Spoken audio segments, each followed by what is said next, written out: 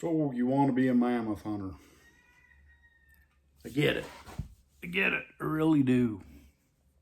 You know, there's something that gets down inside of you. Something down inside that just it kind of calls you back to that earlier time. You know, I don't know if it's genetics. I don't know what it is that draws you back in. But there's something. There's something pulling. There's something pulling us back into those ancient times. Part of us still lives there. Yeah, I guess it's not direct memory, but you can feel it. You know, it's awful romantic to think back to those times and you know, and want to be back there. I can just imagine, you know, early morning, still dark. You know, you can't hardly see, but you're like in the long grass and bushes, and you got buddies out there with you, and they're hid behind the next rock or log. And you can see these images. They're huge. Looks like small mountains. These small mountains, they kind of move and transform like they're made out of mud or clay or something. But you know, your time's coming. The sun's coming up. You can see some dew on some of the grass. The images, you can make out now that they're mammoths. You know, it's awful important to your tribe that you have a successful hunt. You just wait your time. Those mammoths get closer, and closer still. Finally, there's one so close to you, you cannot smell him. You don't smell so good. Obviously been rolling in mud and muck and whatnot. It's about all you can see in front of you because he's so close. You rear back and you send your spear with that hasket or Clovis point deep inside of him. And then there's an explosion. The whole herd's a-going. Everything's mayhem and chaos. You see a buddy jumping behind a log, and you see another guy running and don't know where he went. You see another guy running and ducking for cover behind a bush. And the herd of mammoths, they take off. They take off running across that semi-open area there. And once it all calms down, then your hunt chief, he steps out. And he's an experienced guy. He's took many a mammoth. He knows his stuff. He knows exactly what's happening. He smacks you on the back and kind of takes your hand and gives you a little bit of a shake. You hit him good, boy. You hit him good. And then all your buddies, as they are coming out from under them logs and rocks and bushes, there starts to be a bit of a celebration. Everybody's patting you on the back and congratulating you, and you have a smile a mile wide. But it ain't over yet. No, far from it. This isn't a done deal. You know, it's going to take some time for that spear point to work and cut and tear its way and do enough damage and get enough blood loss that mammoth that he gives up today. But it's a good sign. That hunt chief, he sends one of the younger fellers running back to camp with a message. to get the tribe on the move and get on our trail. So you guys wait back a little bit. Oh, not too long, but you want to give that point some time to work. Then you start tracking. You're moving ahead. And on that trail, it isn't hard to track. You know, there's big pools of blood and stuff that have dripped on the ground and smeared on the grass. You guys follow him for a bit. That bull, he's sticking with the herd. He's still moving. Still an awful dangerous animal. And he's got a lot of spit and vinegar in him left. So you just keep following him. The herd settles down. Now they're kind of grazing. But that bull you hit, he's not looking so good.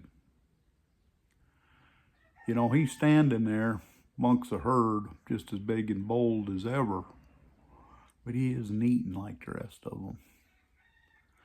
You know, so it's a matter of time if you don't make a big mistake now. That hunt chief, he kind of shows himself to the herd. He's a smart old guy. He knows what he's doing here. Not enough to scare them far, but enough to get the herd to move a little bit. And that bull, he staggers along behind them. Well, there's a little patch of trees. You and your buddies are able to work yourself back into those trees. You fasten another one of your points to another spear. And then that herd passes by that little group of trees. One of your buddies jumps out and flings a spear in the other side. The bull, he kind of jolts and runs, but they're not too far to go, and that extra energy, it's taking a toll on him. It's taking a heavy toll. Well, he's getting awful slow now.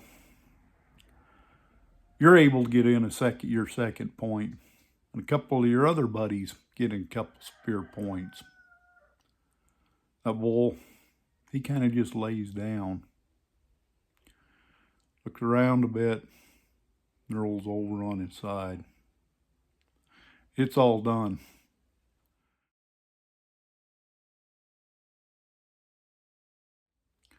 So once again, there's a lot of congratulations and cheers, and you're you're just the hero of the whole group. You're getting patted on the back and big hugs given, and everybody's telling the stories about you. You see, this time it's a little bit different. You've plunged your spear into a mammoth before. This time you're the first one. First one gets credit for this kill. So you start to work on breaking that meat down. You and the whole tribe, stories going around and around, a lot of smiles. Off in the distance, you know, just a little bit of dust going up in the air, and you can see your tribe's making its way towards you now. Boy, everybody's going to be eating good tonight. So later that night, around the campfires, you see some of the young girls, and they're looking at you and pointing and giggling. Yesterday, this would have made you mad, because it would have meant they was mocking you. But today, they're looking at you a little bit different. Today, you've become a man. The stories get told around the fire. Some of them songs you've been singing since you can remember. Your name's added into them songs now, and they're celebrating you. Your people get to eat good. They're going to eat really good for the time being. It's going to make for some lazy days, and you're going to be hero amongst your people. Well, it's awful nice to look at those times. You know, we're not bringing the mammoth back. It's just a wrinkle in time lost to history. But is there ways that we can bring a hunter-gatherer existence back into our modern life? Maybe. Yes. There's a lot of ways we can be out growing a lot of our own food, and you know, we can do a little fishing and things like that. For meat, we can raise some chickens and livestock. You know, I end up in the food forest camp. There's hundreds, there's, I don't know, perhaps thousands of different methods of farming and growing. I mean, we got hydroponics and you got you know, aquaponics. You got people doing the Three Sisters. You got kitchen gardens and vertical gardens and square foot gardens. All of it, I'm telling you, is good stuff. We can implement that to give us a little bit of that hunter-gatherer to feed our soul. You know, we can be growing using all these different methods, incorporating them to the food forest type thing, with a twist and exploration of all these other methods and new methods and ancient methods. It's all pieces of the puzzle. You know, agriculture really needs to be reinvented. And a big part of that is by studying our past and letting that Mammoth Hunter come out a little bit. You know, we can be growing lots of stuff in a food forest. And a food forest can be a tiny couple of planters on a balcony of an apartment. It can be 1,000 acres. And everywhere in between, of course. You know, it's all good. It's all good. And something that I love about the food forest is we want to keep things pretty low maintenance and low tech.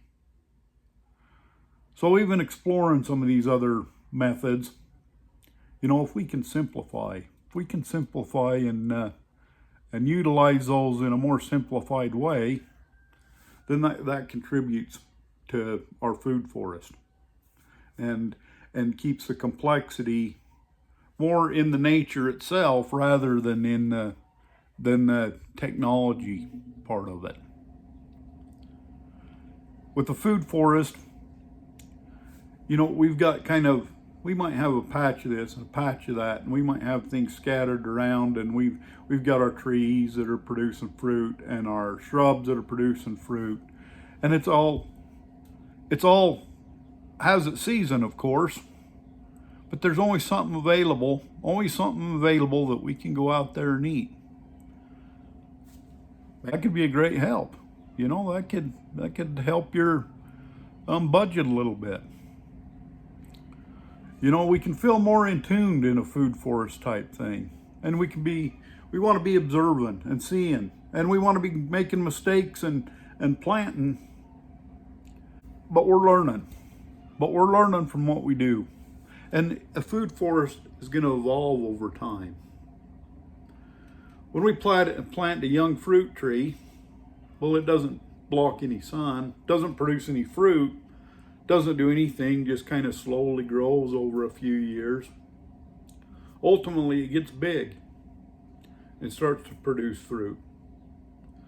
So the things we had planted below it, originally we could have planted everything. We could have planted tomatoes, peppers, you could have done it all. You know, the sky's the limit when that tree's young, but now you're getting a lot of shade.